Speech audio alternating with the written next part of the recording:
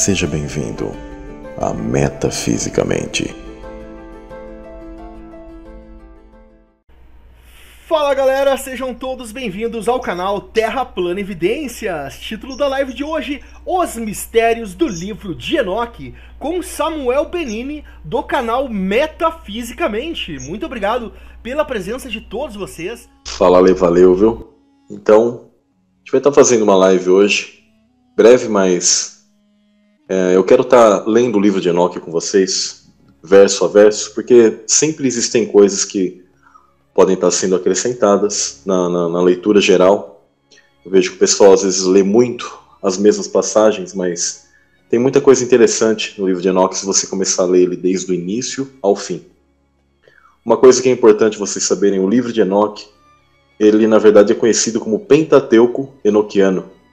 São 5 livros reunidos em um, que nós conhecemos como o primeiro livro de Enoque. E há outras literaturas enoquianas. Existe o segundo livro de Enoque e o terceiro livro de Enoque. Então esse primeiro livro de Enoque, que seria esse Pentateuco Enoquiano, são 5 livros. Entre eles um dos que o pessoal conhece bastante, que é o Livro dos Gigantes, né?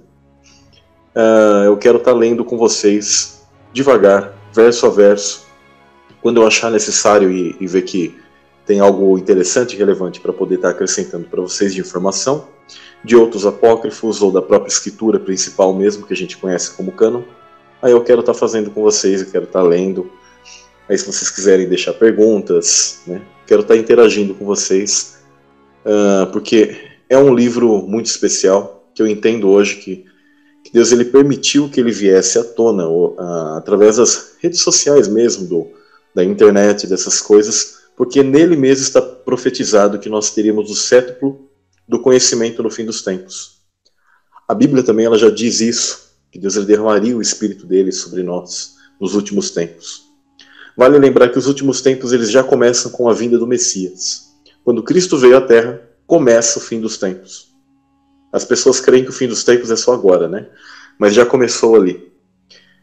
Assim, por isso que inclusive existem passagens do próprio Apocalipse, ou passagens proféticas, elas conseguem ter traçar o âmbito de passado, presente e futuro.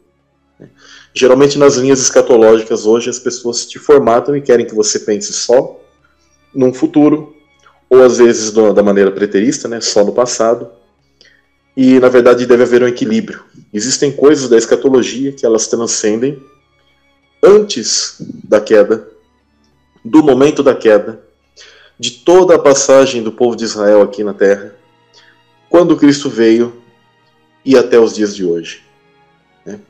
Existe esse conhecimento. Então eu entendo que o livro de Enoque ele é um livro essencial para a gente também ter esse tipo de entendimento. Ele tem muitas peças importantes e eu creio que vai ser bem legal a gente estar interagindo aqui, aprendendo junto. Se vocês puderem compartilhar, pessoal. Sim, o livro de Enoque é o livro de Enoque etíope. Ele não entrou no cânon atual nosso, né, digamos oficial, por várias questões, né? Entre elas, o conhecimento de cosmologia.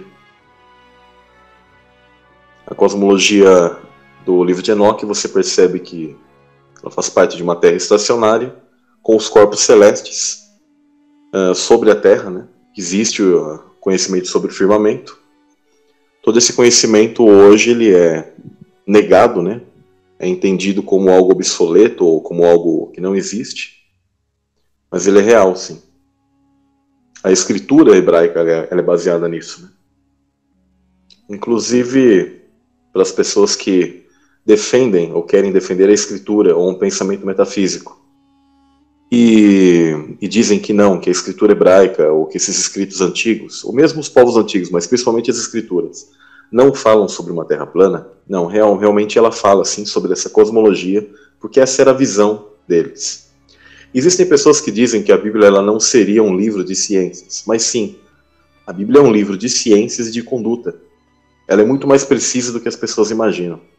E eu jamais creio que Deus ele revelaria coisas que fossem, eu diria assim, obsoletas, estúpidas, né? Por exemplo, de uma terra plana ou algo que não tivesse sentido para os seus profetas. Eu entendo que sim, eles tiveram a inspiração vinda diretamente do Eterno, E o que é, sim, eu diria, ilógico e loucura, é isso que a ciência tem apresentado para nós hoje. Tá? Não que nós temos que negar 100% a ciência, mas parte do que a ciência tem colocado para nós como cosmologia não passa simplesmente de teorias, realmente. A suposta distância dos corpos celestes para nós não tem como eles provarem, não há como provar. O paralaxe, ele é uma grande mentira, a forma que eles calculam. Partindo-se de uma premissa errada, você não tem como provar qual é a distância dos corpos celestes daqui. O tamanho que eles atribuem a esses corpos celestes é uma grande mentira. Há vários pontos que são uma utopia. E eu creio sim nas escrituras e na inspiração dela e aquilo que foi colocado para os profetas. O reino da terra para os profetas era um reino circular realmente, e a terra ela é protegida por algo que é chamado de firmamento. Então não cabe dúvidas. O Tiago Figueiredo ele disse assim: você poderia me responder essa pergunta? O oceano primordial tem um limite acima do domo? Existe um nivelamento acima do oceano primordial? É difícil responder isso, Tiago, porque aí já foge do nosso âmbito, né? Quando você estuda cosmologias antigas, eles dizem que nós estamos inseridos dentro de um oceano. Agora, eu entendo isso como águas, digamos, infindáveis, né? Dentro da cosmologia hindu, os egípcios diziam isso. Os hebreus, você percebe que eles tinham essa noção dessas grandes águas que fazem parte, de alguma maneira, do corpo de Deus. Os maias também entendiam exatamente da mesma maneira. Então é difícil entender assim, se existia um nível ou coisas desse tipo. Aí já foge do âmbito. E sinceramente eu não creio exatamente nisso. Eu entendo que nós estamos dentro do próprio corpo cósmico de Deus. Mas isso é uma coisa totalmente metafísica. Assim, a gente não tem como... É intangível, digamos. É difícil, mas baseado nesses pensamentos antigos dos povos, eles eram unânimes em dizer que nós estamos dentro de um oceano, mas eles não falavam nada sobre nivelamento. Tem um rapaz também que ele perguntou algo que ele... Parece que um amigo dele se tornou ateu após estudar teologia. É muito triste, né? E dependendo do tipo de teologia que ele vai aplicar, para poder ler, por exemplo, as escrituras, eles fazem você entender aquilo que não deve ser entendido. Fazem você entender errado, literalmente, os textos. Por exemplo, quando a gente lê a passagem célebre de Ezequiel 28, que fala sobre um rei, o rei de Tiro, um rei da Babilônia. Mas você percebe que no nuance de passagens, começa a entrar em um âmbito que você percebe que é aparente, uma aparente poesia, né? Mas você percebe que fala sobre um reino edênico, sobre a queda de um ser angelical, sobre um outro tipo de ambiente, e que ele foi tendo orgulho no seu coração, etc. Então você começa a ver que aquele tipo de passagem, ela está o quê? Colocando revelações de algo diferente, de algo que aconteceu no mundo anterior. O que a teologia de hoje, lixo, porque é uma teologia lixo, ela está fazendo com as pessoas? Ela está fazendo as pessoas lerem o texto e ignorar todo esse tipo de profundidade, de poesias, de revelações, de faixas, de camadas, que os próprios hebreus eles já conheciam. Eles entendiam que haviam no mínimo 4 faixas de entendimento dentro das mesmas passagens, para que você tivesse todo o segredo, toda a revelação ali. Então o que a teologia faz? Faz você ler ali que é apenas um rei de Tiro e que existe uma condenação a ele, e aí dizem, não extraem mais isso, né? Não extraem aquilo que está no texto, que é chamado de revelação. Claro que você não pode, eu diria assim, tirar coisas ou pegar coisas dali que realmente elas não existem, não estão no texto. Mas quando à medida que você tem um conhecimento bem grande de várias passagens, você consegue conectá-las ali, você vê que elas têm toda a relação ali, então você consegue entender que em Ezequiel 28 está falando sobre o rei de Tiro, mas está falando sobre uma entidade angélica que caiu no Éden, e que aquele rei de Tiro está sendo comparado com essa entidade. Então você não pode negar ali a queda de um anjo, por isso que essa é uma das partes famosas que é revelado a queda de Satanás, né? A queda do querubim ungido, que estava no Éden um dia. E que Éden é esse? É o reino dos céus, antes da queda de tudo. Bom, isso dentro do contexto do conhecimento bíblico, tá, pessoal? Então, isso é o que a teologia tem feito com as pessoas. Ela tem esvaziado o entendimento. Ela cria dificuldades às pessoas. As pessoas, elas brigam, por exemplo, se a alma ela dorme ou se a alma ela vai para o céu já. Só que qual o grande problema? Existe um equilíbrio entre isso. Mas se as pessoas elas não conhecem que a Bíblia ela é atemporal, o tempo do contexto bíblico, ele é um tempo que ele viaja. Existe uma viagem no tempo, de passado, presente e futuro. A gente está falando de algo metafísico, de seres espirituais. Então, a teologia, como ela não compreende nem isso, então, quando ela lê, por exemplo, que Cristo morreu antes da fundação do mundo, ela não consegue entender e ela fala, bom, isso aqui é simbólico. Não, mas ele morreu antes da fundação do mundo. Só que eles não entendem que Deus ele transita os tempos, passado, presente e futuro. Então eles não conseguem entender e responder se a alma ela dorme ou se ela já vai para o céu, porque eles não conseguem entender nem a temporalidade do texto. Então qual é o problema? Quando a pessoa estuda teologia, essa é a dificuldade. Eles vão ser racionalistas, vão ler os textos que eles são muito mais profundos, são revelações de Deus para os profetas, e aí eles querem ler de uma maneira com o conhecimento humano limitado, sem ter esses conceitos de tempo, do que são os símbolos e as metáforas e as associações que estão nos textos. Igual o pessoal quando lê sobre o Éden, lê sobre uma serpente que fala, mas eles não compreendem que existem seres espirituais que eram chamados de serpentes flamejantes, os serafins. Então até hoje tem pregador achando que uma cobra começou a falar, ou que Satanás houve uma possessão de uma cobra, entendeu? Coisas desse tipo. Ou ele se transformou numa cobra falante. Não tem nada a ver ali. Existe um símbolo antigo, hermético, dos quais os povos antigos já sabiam e os hebreus da mesma maneira sabiam. Então, a teologia ela deveria ser estudada naquilo que, lamentavelmente, o ocultismo tem de conhecimento. Esse é o problema. O ocultismo tem esse conhecimento, o ocultismo tem a interpretação correta desses tipos de textos, e a teologia, ela chega até mais ou menos na metade ali. Tem uma grande gama que ela não consegue, ela te dá uma ideia totalmente racionalista, então as pessoas não conseguem compreender as escrituras. As pessoas não compreendem o porquê Deus ele combatia povos no Velho Testamento. Elas não compreendem que existia a guerra das sementes, e entre outras coisas. A Bíblia fala de genética, de várias ciências ali. A construção, por exemplo, das pirâmides, ela está, de certa maneira, revelada na Escritura. É através do quê? De som. É uma tecnologia de som que erguia os blocos. E como a gente, por exemplo, pode decodificar isso na Escritura? Conforme você estuda arqueologia, e depois você se depara com um texto em que Josué, por exemplo, ele derruba as muralhas através de som, ali está esse conhecimento antigo que esses povos antigos tinham. Só que tudo isso, a teologia ela jamais vai ensinar isso para você. Tudo aquilo é pego muitas das vezes até como lenda. Existem teólogos hoje que eles estão crendo que as escrituras antigas são lendas. Mas o conhecimento antigo daqueles povos ele era muito grande, era superior ao que a gente tem hoje. Aquilo que eles chamam de magia antigamente era tecnologia.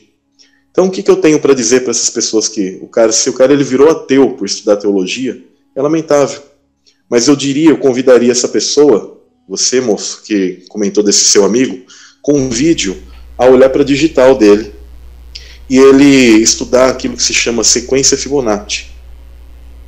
Convide-o também a estudar o que seria padrões eletromagnéticos. Ele vai entender que a sequência Fibonacci e o padrão eletromagnético está criptografado na própria digital dele. Ou seja, a digital nossa é um padrão eletromagnético que nós temos, que nós nascemos e temos cada um. É único de cada um. Então a pessoa, ela ser ateu, ela não olhar para a natureza, não olhar para as folhas, não olhar para o ambiente, não olhar para o sol, para os corpos celestes, não olhar para o teu próximo, não olhar para si mesmo e não compreender que Deus existe, essa pessoa ela vai ter o caminho que Deus ela vai dar de julgamento a ela no fim. Uma pessoa dura de coração. Na verdade, o ateu ele é uma pessoa orgulhosa, que ele não quer reconhecer que Deus está sobre ele. Então ele terá o preço dele. É isso que eu tenho para dizer para esse tipo de pessoa. Né? Então, Samuel Benini, do canal Metafisicamente, está contigo, meu irmão, e vou ficar aí no chat, né, e também aqui contigo, compartilhando aí o seu link do canal Metafisicamente. Se inscrevam lá, galera, certo? Samuel, está contigo a palavra, meu irmão. Valeu. Sobre a questão de ano, pessoal, de calendário, é o seguinte, sobre o Shabat, aquilo que é chamado de descanso, estou estudando bastante sobre isso, para poder falar com propriedade para vocês como se guardaria esse Shabat. O que eu posso dizer a princípio, que antes mesmo de eu ter lido sobre o material aí do Zen Garcia, antes de ter exatamente esse conhecimento, com muitos outros tipos de estudos, eu já tinha percebido que tanto o sábado, que é guardado atualmente de maneira literal, tá? Literal, como o domingo, que é guardado pelos cristãos, etc., nenhum dia desses, num geral, e nenhuma forma dessas é a correta. Só que eu também já antecipo que aquele que queira guardar um Shabat original antigo, ele só conseguiria fazer isso se ele tiver um trabalho próprio. Por quê? Porque existe uma variação nos dias. Mas a princípio o que eu quero deixar claro para vocês é o seguinte: um ano, qual é o ano original daquilo que Deus ele tem? É exatamente igual ao calendário enoquiano e o calendário bíblico. O ano ele tem 364 dias. Mais precisamente, seriam todos os meses com 30 dias, com 4 meses em específico com 31 dias, com 4 dias específicos que eles são vividos. É como que se eles não tivessem que ser contados, mas vividos, e eles são dias em que os portais entre céus e terra estão abertos. E eles têm relação com o solstício, com o equinócio, com cada mudança de estação. No canal, estou fazendo, eu não vou nem chamar assim de série, mas são vídeos específicos que eu tenho falado sobre o tempo, sobre o código do 4, do 40, do 400, do 4000. São códigos que estão ali na Bíblia, e você sempre vai perceber a presença disso, do número 4, como uma decodificação de viagem no tempo. Então, não à toa, são 4 estações, e são 4 períodos, que nós chamamos de solstício e equinócio, que eles fazem a divisão desses portais e a abertura entre céus e terra. Quando a gente fala sobre monumentos antigos, todos eles tinham um alinhamento específico com esses portais, com essas datas de abertura específicas. Porque essas entidades, elas eram trazidas através da frequência da luz. Os monumentos, eles eram alimentados com a luz do sol. Ela é uma energia elétrica, através do movimento do firmamento e de estrelas específicas em que essas entidades estavam ligadas. Esses monumentos tinham que estar totalmente conectados a esses 4 momentos, que é o solstício e equinócio, principalmente ao momento que eles chamam de solstício de inverno, onde a noite é mais longa que o dia, isso na região mais central da Terra, que o pessoal chama de hemisfério norte. Isso, com os monumentos antigos, eles tinham que estar, os nascimentos geralmente eles eram realizados dos Néfilins, desses seres malignos, nessa época.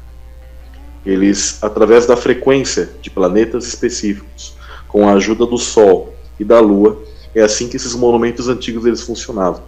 Então, esses 4 momentos são portais que esses povos antigos eles usavam para trazer esses seres para cá. Porque a luz desses planetas, porque a luz das estrelas errantes, porque o Sol, por exemplo, é uma estrela errante, a Lua é uma estrela errante, o planeta Vênus é uma estrela errante, que tem a ver com a fertilidade, e entre outras estrelas do firmamento, de certas constelações, que por isso que por exemplo, pirâmides, os círculos de pedra, né, eles eram sempre alinhados a isso. Isso aqui eu estou falando para vocês como que se dá esse funcionamento desses monumentos antigos. Então, esses monumentos, e eles são atrelados a esses corpos celestes. Esses corpos celestes, eles emitem uma frequência, uma nota musical específica, que auxilia na transposição e no nascimento dessas entidades aqui neste mundo físico. E na interação, na comunicação também com esses seres neste mundo físico. Por isso que os monumentos eles eram precisamente alinhados de uma maneira com o firmamento e com o sol, com a lua, e principalmente nesses 4 tempos que eu estou falando, que é o solstício e o equinócio. Assim funcionam os monumentos antigos. Não é que os povos antigos eles tinham uma tara por isso. Isso é algo científico que eles usam, eles se fazem valer da energia solar, da energia da lua, da energia específica de planetas para poder estar entrando nesse mundo. Como os monumentos, por exemplo, Stonehenge, os monumentos de Newgrange, né, na Escócia, eles tinham uma abertura específica para que eles pudessem... uma mulher ela era colocada dentro desse monumento para que ela pudesse receber essa luz específica, e isso ia fazer com que a entidade, de uma maneira um pouco breve aqui, para que essas entidades viessem aqui. Então, esses 4 momentos, eles são o solstício e o equinócio, nessa mudança de estações que ocorrem em todo o mundo, todos os anos, eles são momentos em que os portais estão abertos. Então, o ano ele tem, digamos, 360 dias, com 4 dias específicos que são os portais abertos. O Sol, ao redor da Terra, ele traça o seu circuito durante 364 dias, né, contando esses 360 dias, mais esses 4 dias específicos para serem vividos, o solstício e o equinócio, onde há um equilíbrio dessas forças. E a Lua ela tem 354 dias. Ficam faltando 10 dias para ela completar o seu circuito igual ao do Sol. Então o que acontece, pessoal? A cada 3 anos, a Lua ela ficam faltando 30 dias. Para que a Lua ela se iguale ao Sol, existe um mês que é acrescentado a cada 3 anos. Por isso que o calendário hebraico, a cada 3 anos, acrescentava um 13º mês. E há outras culturas que faziam isso. Esse é o verdadeiro calendário, e ele é preciso e funciona igual todos os anos. Esse é o verdadeiro calendário que nós deveríamos seguir. E através dele, que eu ainda estou estudando isso, existe a contagem correta daquilo que é chamado de descanso, dia do descanso, o Shabat. Cada dia ele é regido por uma estrela errante. Por isso que todos esses monumentos eles possuíam alinhamentos específicos, e existem certas entidades que elas só poderiam conseguir e alcançar o seu nascimento através do ano específico em que havia esse mês acrescentado. Por isso que nós temos 12 constelações, mas a cada 3 anos existe 13 meses, porque uma dessas constelações escondidas entra em funcionamento, que é a chamada constelação de Serpentário. Isso é algo muito, muito profundo. E dentro de tudo isso, é assim que você conseguiria ter a base para ter a contagem exata do Shabat. Que Shabat significa descanso. Mas o que eu quero salientar é que o ano ele tem 364 dias, e a cada 3 anos existe uma diferença do mês lunar com o mês solar, em que é acumulado 30 dias, e por isso que a cada 3 anos existe um 13º mês. Essa deveria ser a contagem correta. Esse calendário que nós vivemos hoje, de 365 dias, ano bissexto, entre outras coisas, é uma gambiarra, uma forma equivocada de tentar adaptar algo, mas que confundiu as pessoas. E hoje as pessoas elas guardam um tipo de sábado, um domingo, etc. e tal, mas não são os dias originais.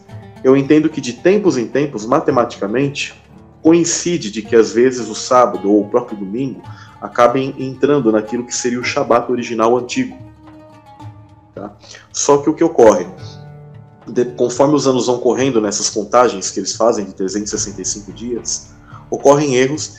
Então cada dia ele é regido por uma estrela errante. Deus ele separou 7 anjos principais, os chamados 7 Espíritos de Deus, que controlam cada dia. Em realidade, existe um anjo para cada dia do ano, para vocês terem uma ideia. Vale lembrar que o mês lunar ele tem 28 dias, né? São 4 semanas, então são 28 dias, e o mês solar, dentro do calendário enoquiano, ele tem 30 dias. Então por isso que nós mais uma vez vemos o padrão do 4. Sugiro ao pessoal que entre lá no canal, assista o vídeo que chama Viagem no Tempo, o código 4040400, e eu também fiz uma segunda parte que fala sobre o relógio de Acás. Ele sofre um atraso de exatamente o que seria equivalente a 40 minutos. Sempre o 40 vai estar presente. E no último vídeo também eu comentei sobre um relato apócrifo de uma viagem no tempo. Mas esse é o verdadeiro calendário. O calendário enoquiano, ou calendário bíblico, ele é baseado nisso. São 364 dias. 360 dias, mais 4 dias específicos, que são aberturas de portais, que isso é o que os povos antigos, que eram da semente da serpente, usavam para poder estar trazendo esses seres específicos para cá. E eles tinham a data específica em que era feita a relação sexual, e para que depois, no fim do ano, geralmente na época em dezembro, por isso que os caras querem dizer que Cristo nasceu em dezembro, mas Cristo não nasceu em dezembro. Quem nasciam nessa época eram os reis deles, os reis malignos deles, os reis Néfilins, ou esses tipos de entidades, que eram trazidas nessa época em específico na data de 25 de dezembro, que o pessoal fala, mais precisamente 21 de dezembro, ou entre 17 a 21 de dezembro, tá? Ou até antes. Então, essa é a realidade do calendário, é a realidade do porquê os povos antigos eles tinham essa fixação, essa tara pela questão dos monumentos estarem sempre linkados à questão do Sol e de certos corpos celestes e de certas constelações do firmamento que transmitem frequência e nota específica para que o espírito seja levado lá da parte do firmamento, ali de cima, através daqueles monumentos antigos que eram usados como um amplificador dessa canalização para um corpo de um faraó, de um rei específico, que tinha que ter a genética específica, porque a genética possui frequências, vibrações únicas, tá?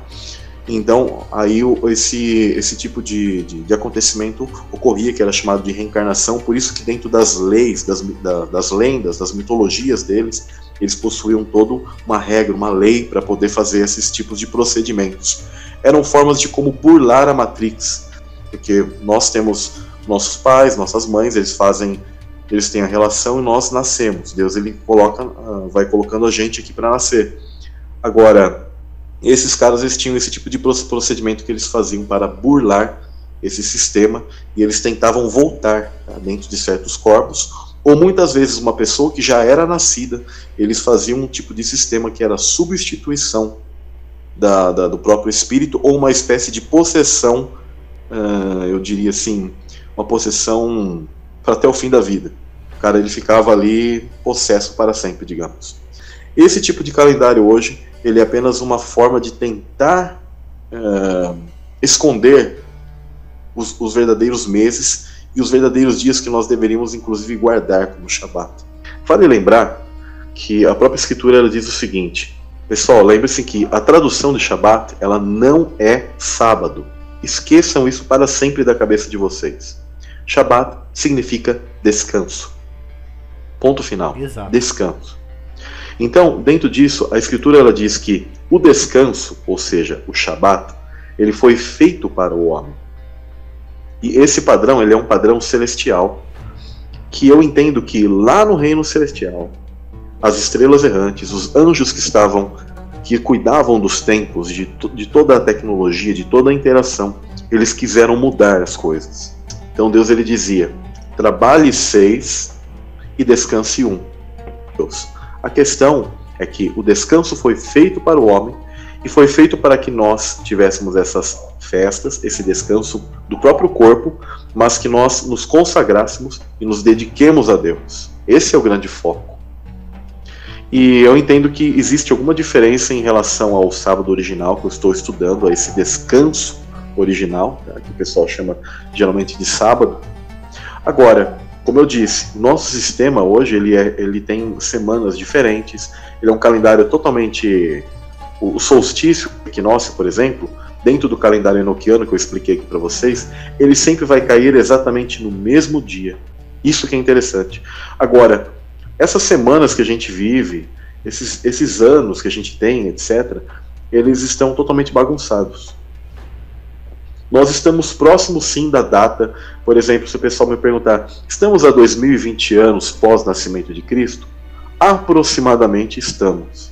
Aproximadamente, tá? Não quer dizer que existe uma diferença grandíssima de anos. Só que não é preciso, não é algo preciso. Então, dentro disso, cabe ainda o estudo, tá? A sinceridade de buscar isso, e não aplicar uma ideia ferrenha e condenar pessoas, porque o cara ele descansa no domingo e condenar o cara.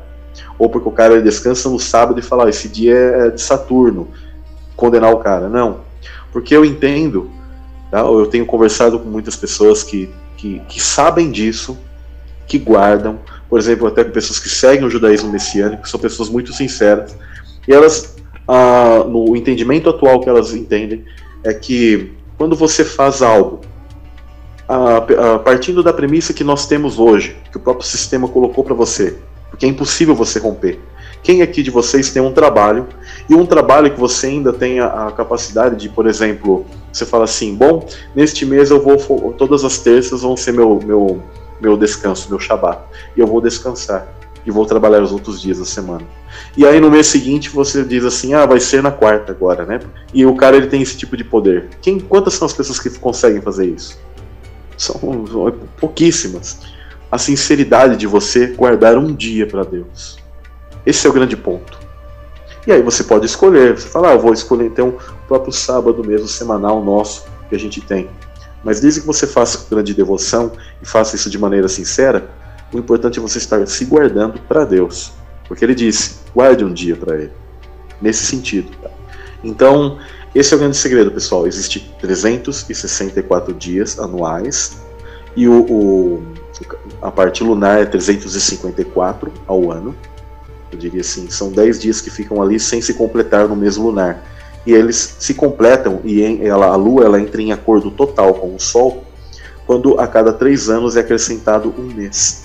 Então ela vai estar sempre compatível com o Sol e Lua. Esse é o verdadeiro calendário, o calendário enoquiano, e o calendário bíblico ele também é regido sobre esse entendimento. Até no escrito antigo, que é chamado de Livro dos Jubileus, que eu pessoalmente não o sigo 100%, mas ele possui informação interessante lá, também é 364 dias, e existem outras culturas que seguiam esse tipo de calendário. Inclusive, por exemplo, o monumento azteca, quando você vai pegar certas pirâmides, zigurates, você vai ver que eles têm 364, são baseados, né, em 364 a medida. Por quê? Porque são 364 dias o ano. Esse é o verdadeiro ano. Bom, deixa eu ler aqui o que o Gilberto escreveu. No 7º dia de Deus já havia concluído a obra que realizara.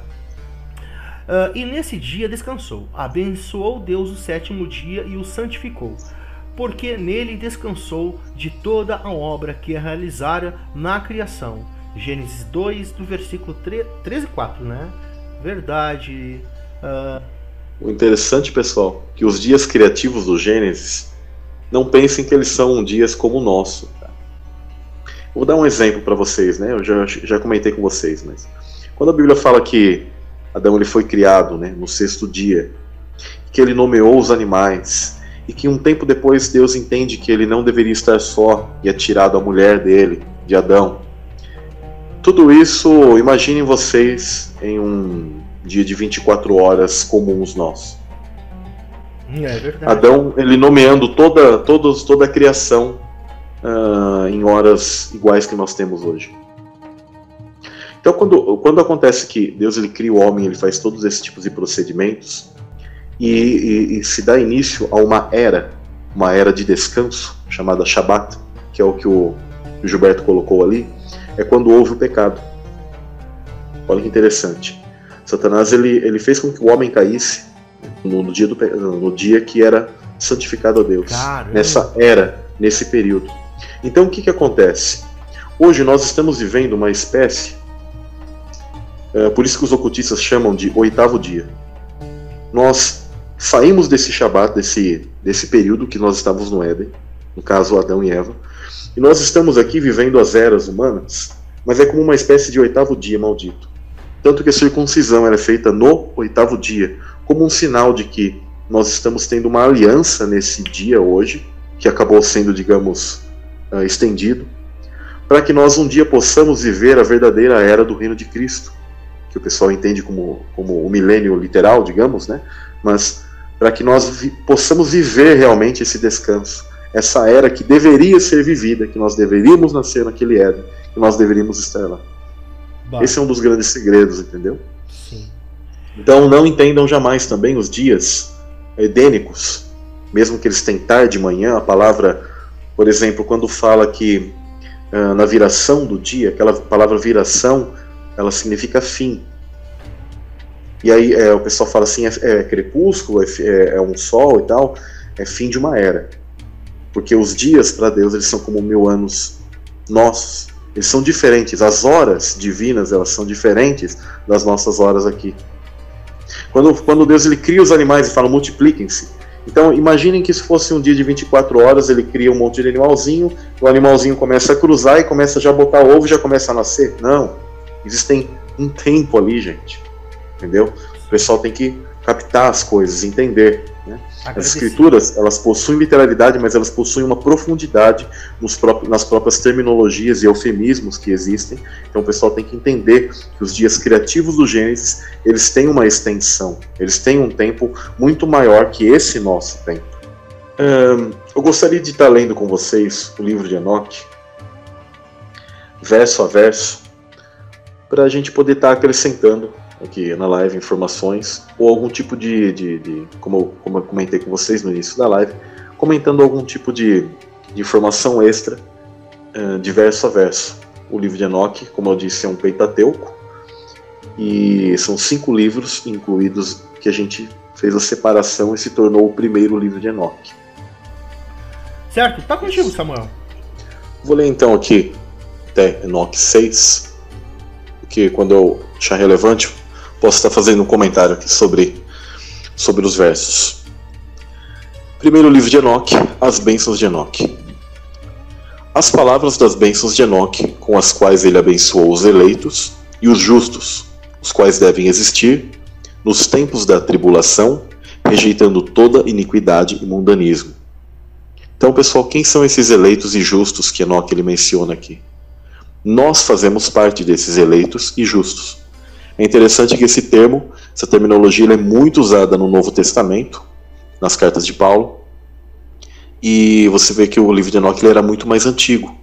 Então a gente percebe a influência muito clara desse tipo de literatura nas pessoas que escreveram também a Nova Aliança, o Novo Testamento. Enoque, um homem justo, o qual estava com Deus, respondeu e falou com Deus, enquanto seus olhos estavam abertos, e enquanto vi uma santa visão dos céus. Isto os anjos me mostraram. Então aqui ele diz que fala com Deus, que ele falou com Deus. Inclusive, quem eu entendo que é esse Deus que ele fala? Cristo. Aí as pessoas vão me perguntar, mas Cristo, ele é Deus? Sim, ele é um ser divino. Ele não é o próprio Pai, mas ele é um ser divino. O verso 3. Deles eu ouvi todas as coisas e entendi o que vi. Coisas que não terão lugar nesta geração, ou seja, na geração que Enoque estava vivendo, que viveu o dilúvio. Mas numa geração que deve acontecer num tempo distante, por causa dos eleitos. Então o livro de Enoque ele é um livro que ele tem muitas coisas proféticas para nós deste tempo. Por isso que eu entendo que ele veio à tona nesses últimos tempos, que aquilo que foi descoberto de maneira arqueológica, nos escritos do Mar Morto, entre esses porões do Vaticano, etc., vieram para nós essas traduções e esse entendimento, principalmente dessa literatura específica, que é o livro de Enoque, para estar corroborando conosco no cânon que nós temos atualmente. Então, no verso 4. A respeito deles, eu falei e conversei com ele, o qual, aqui você percebe que está falando muito, claramente de Cristo, né? A respeito deles, ou seja, dos eleitos, eu falei com ele, o qual virá de sua habitação, o Santo e Poderoso, o Deus Criador do mundo. Então vocês vão me dizer assim, então Cristo, ele também é Criador do mundo? Sim. Quando a Escritura ela fala sobre Yah, Elohim, usa o tetragrama e a expressão Elohim, que é plural, tá? Plural, se refere à família divina, a Deus o Pai, a Cristo, e o que eu entendo que é o poder criativo de Deus, que eu já comentei aqui, que é conhecido como Ruach HaKodesh, ou Espírito Santo, que eu entendo que, inclusive, tem uma forma feminina. Continuando no verso 5. O qual pisará o monte Sinai, ou seja, ele está falando de Cristo. Quem pisará no monte Sinai? É Cristo. Aparecerá com suas hostes e se manifestará com a força do seu poder dos céus. Então Enoque, ele falou sobre os eleitos com Cristo. Cristo revelou todos esses tipos de questões para ele, através dos anjos. Verso 6. Todos estarão temerosos e as sentinelas estarão aterrorizados. Ou seja, nesse tipo de período, quando Cristo ele voltar, pisar no Monte Sinai, haverá aquela grande guerra, a guerra do Armagedon. Então todos estarão temerosos e os sentinelas estarão aterrorizados. Porque quem veio? Veio o Senhor dos Exércitos, veio Cristo com todo o seu furor. As pessoas elas sempre pensam em Cristo numa imagem de amor, mas quando ele voltar, ele vai voltar com fúria. É o dia da ira do Senhor. Verso 7 diz o seguinte: grande temor e tremor se apoderarão deles, mesmo aos confins da terra. Ou seja, mesmo aqueles que tentam se esconder nos limites do mundo, como na Antártida, debaixo da terra, etc., esses não vão ter chance, pessoal. O verso 8 diz: as alturas das montanhas serão abaladas, e os altos montes serão abatidos, derretidos como favo de mel na chama de fogo. Sempre quando eu falo para as pessoas que o mundo, este mundo que nós estamos, ele está fadado a juízo. Isso aí é o plasma, né? Que vai derreter os montes. Isso. Que eu sempre comento que este mundo aqui, porque nós entraremos em novos céus e nova terra. E as pessoas elas ficam se apegando nisso aqui, e esse mundo ele está fadado à condenação, a como a própria carta de Pedro fala que os elementos entrarão em ebulição, vão derreter. Então aqui mais uma vez, a própria escritura também de Enoque confirma que a altura das montanhas serão abaladas, os altos montes serão abatidos e derretidos como favo de mel na chama de fogo. Então o poder, os trovões, os relâmpagos do Altíssimo vão cair sobre essa terra. Eles vão derreter isso aqui, como mel. Como que é o mel, pessoal? Então isso aqui vai se liquefazer, entendeu? A terra será, o verso 9, a terra será imersa e todas as coisas que nela estão perecerão, enquanto um julgamento virá sobre todos, mesmo sobre todos os justos. Mais uma vez aqui mostra que a igreja, que os eleitos, que os escolhidos passarão por esse período difícil. Para aqueles que falam sobre pré-tribulação, que a igreja some e vai ser, assim, eu diria, protegida disso, em realidade, há eleitos, há justos que passarão por esse período. Tá? Então aqui também o livro de Enoque, ele não é pré-tribulacionista, não. Ele mostra que estaremos aqui. Tá bom? Verso 10. Mas a eles será dada a paz. Ou seja, aqueles que estão preparados para tudo isso, pessoal, nós teremos paz. Ele preservará os eleitos e para com eles exercitará clemência. Olha que interessante, que profundo, como Deus ele protege o seu povo.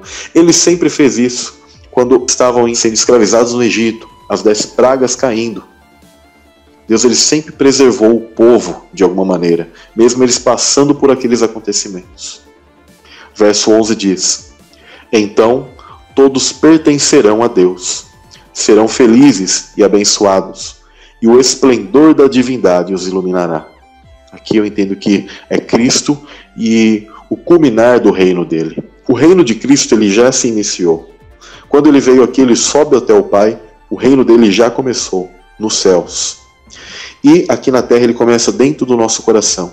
Mas haverá um momento em que nós nos encontraremos com ele numa fusão entre céus e terra, novos céus e nova terra.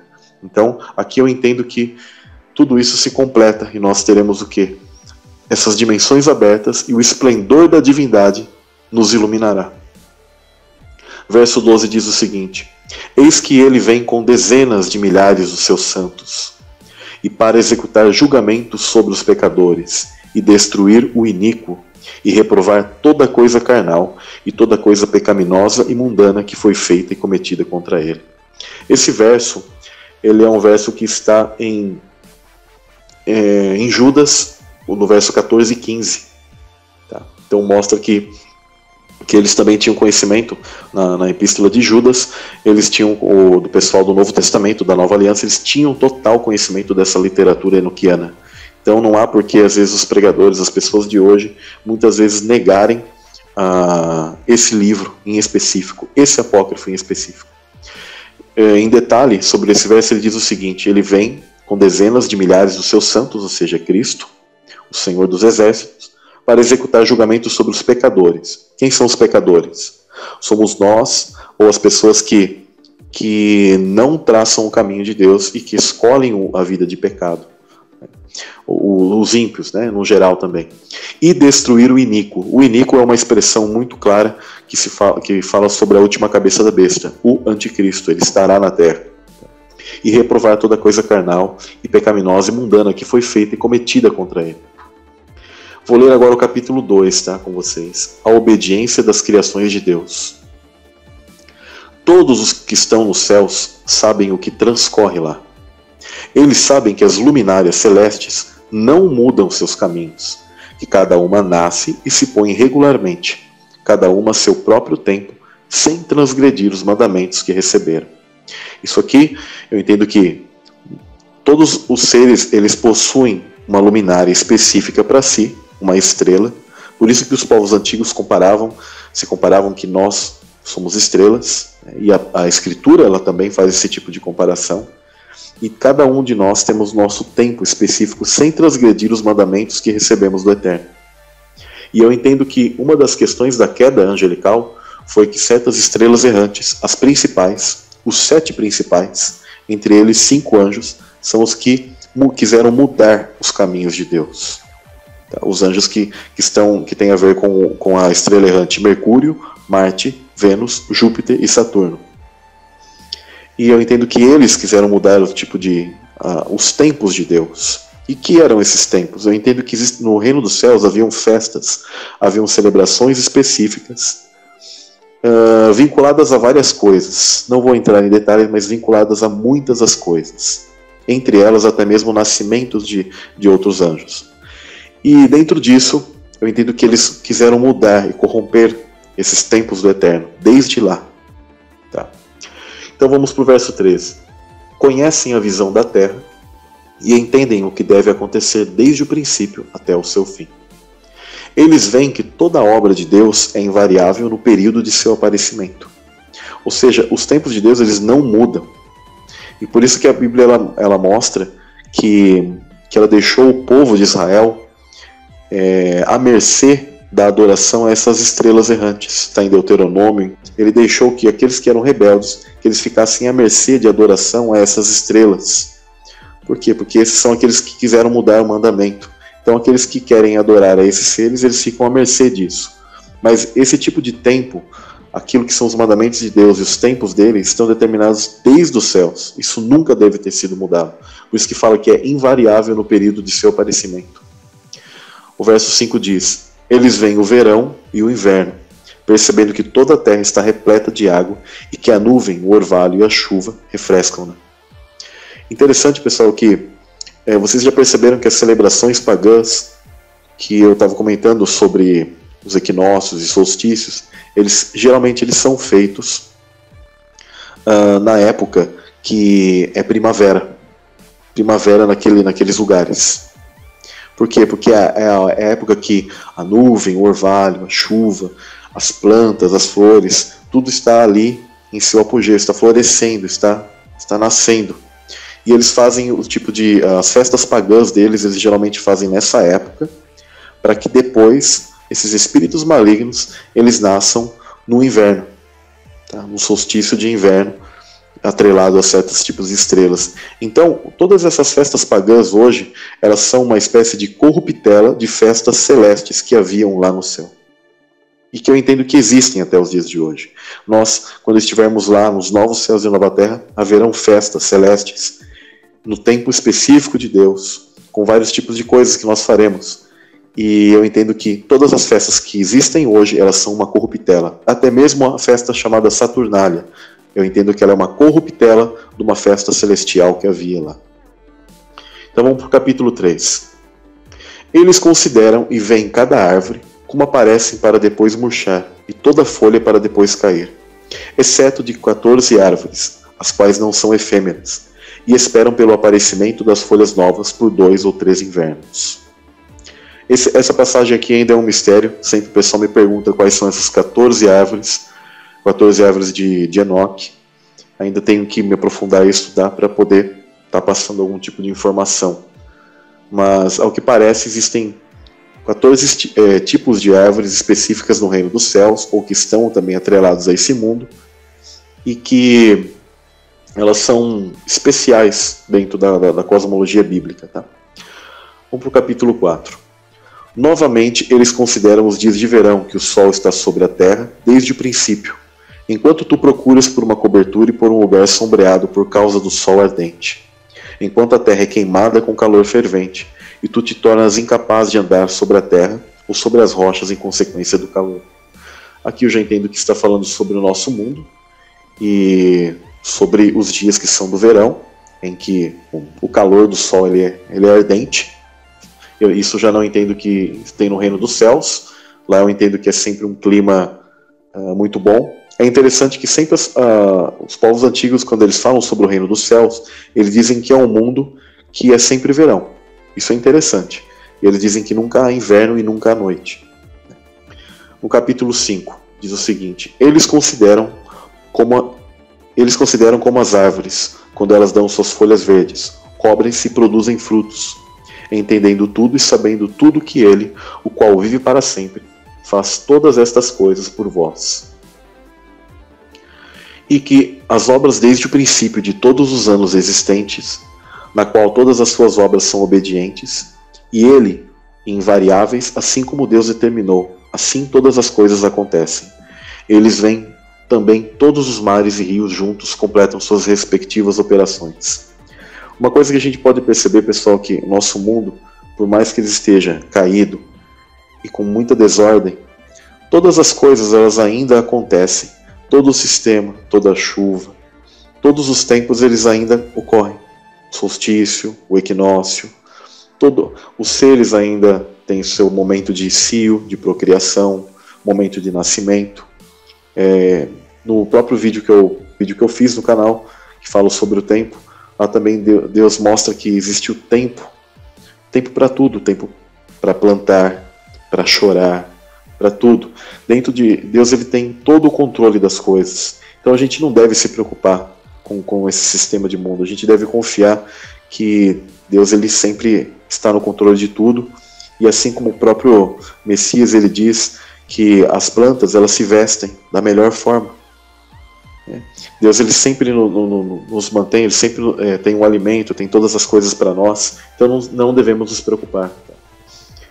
O verso seguinte tem a epígrafe que fala a maldição do ímpio e a glória do justo, diz o seguinte: Mas tu resistes impacientemente, não cumpres os mandamentos do Senhor, mas transgrides e calunias a sua grandiosidade, e malditas são as palavras em tua boca, poluída contra a sua majestade. Tu, murcho de coração, a paz não estará contigo. Portanto, teus dias te amaldiçoarão, e os anos de tua vida perecerão. A abominação perpétua se multiplicará e não obterás misericórdia. Aqui, pessoal, eu entendo que já fala sobre os ímpios, e esses ímpios eu entendo que são a semente injusta que nasce no mundo. E eles são malditos, eles têm a boca poluída porque eles profanam contra o Eterno, são murchos de coração, e eles têm, todos os dias deles são maldição. Nestes dias tu resignas tua paz com a eterna maldição de todos os justos, e os pecadores perpetuamente te abominarão. Eles te abominarão com tudo que não é divino. E agora fala sobre nós. Os eleitos possuirão luz, alegria e paz, e herdarão a terra. Lembrando, toda vez que vocês lerem na Escritura, pessoal, herdarão a terra, não é a terra da Palestina, não é a terra do teu quintal, é a nova terra, gente. Tá? Entendam isso, é novos céus e nova terra. E Isaías fala sobre nova terra. Tá? É um mundo além, uma fusão entre céus e terra. Não é esse mundo aqui, esse mundo caído, que ele está fadado ao quê? A derreter como mel, igual eu li lá acima. Então, voltando. Eles te abominarão com tudo que não é divino. Os eleitos possuirão luz, alegria, paz e herdarão a terra. Mas tu, que não és santo, serás amaldiçoado. Então a sabedoria será dada aos eleitos. Todos os que viverão e não transgredirão por impiedade ou orgulho, mas humilhar-se-ão, processando prudência, e não repetirão transgressão. Aqui fala sobre a sabedoria que vai ser dada a nós. Tudo isso que nós temos tendo contato, todo esse desenvolvimento, esses conhecimentos que nós temos nesse tempo, pessoal, é essa sabedoria que Deus ele tem dado para cada um de nós, nesses últimos tempos. Porque a gente está se aproximando, sim. Fazemos parte, com certeza, das últimas gerações, se não for a última. Verso 12 diz o seguinte: eles não condenarão todo o período das suas vidas, não morrerão em tormento e indignação, mas a soma dos seus dias se completará, e envelhecerão em paz, enquanto os anos de sua felicidade se multiplicarão em alegria e com paz, para sempre, em toda a duração de sua existência. Vale lembrar, pessoal, que às vezes as traduções está aqui envelhecerão, mas significa que se perpetuará, tá? Terão anos acrescentados. Não significa que nós envelheceremos quando estivermos no reino dos céus, tá? Muitas das vezes existe esse tipo de tradução que é feita para nós, do aramaico ou do hebraico. E às vezes o pessoal fala, então a gente vai envelhecer no céu. Não. É que teremos dias e dias acrescentados, né? Tanto que Deus ele não é velho, mas ele é chamado de ancião de dias. Quer dizer que Deus é um velho? Não. Geralmente o pessoal tem uma visão, né, que Deus é um senhor barbudo, mas não é isso. Ele é um ser jovem, mas eterno. Então nós teremos muita paz e felicidade, ela se multiplicará. O capítulo 6 eu vou estar lendo num outro dia para vocês. E vou encerrando aqui, senão vai ficando tarde para vocês a live. Mas é assim que eu faço quando eu vou lendo a Bíblia. Eu vou, ou livros apócrifos, com o tipo de conhecimento, eu vou acrescentando mensagens, informações. E eu creio que é saudável, né? Estar lendo aqui com vocês e acrescentando algum tipo de informação de verso a verso. E vão ter versos bem mais interessantes em outros capítulos que creio que vocês vão gostar nas próximas lives aí. Com certeza, Samuel. Incrível aí, né? Perfeito aí.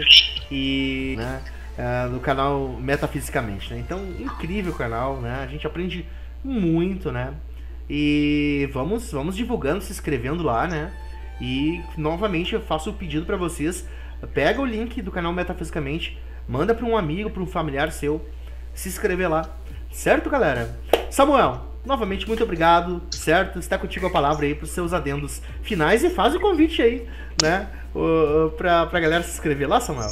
Obrigado, meu irmão. Pessoal que gosta desses assuntos, de estudar escrituras, mistérios, entre outras coisas, uma visão não convencional que te apresentam na religião, né? E mesmo atualmente, assim, as pessoas ainda elas permanecem com essas raízes, né? Então, no canal lá você vai ouvir falar de muita coisa, né? Então, sobre povos antigos, sobre cosmologia, sobre esses tipos de que o pessoal chama de mistérios, né? Mas esses mistérios, em realidade, eles estão ali, estão revelados. Basta você vasculhar, estudar bastante, fechar os pontos, ser imparcial e olhar e falar, peraí, isso aqui é assim, isso aqui é assim.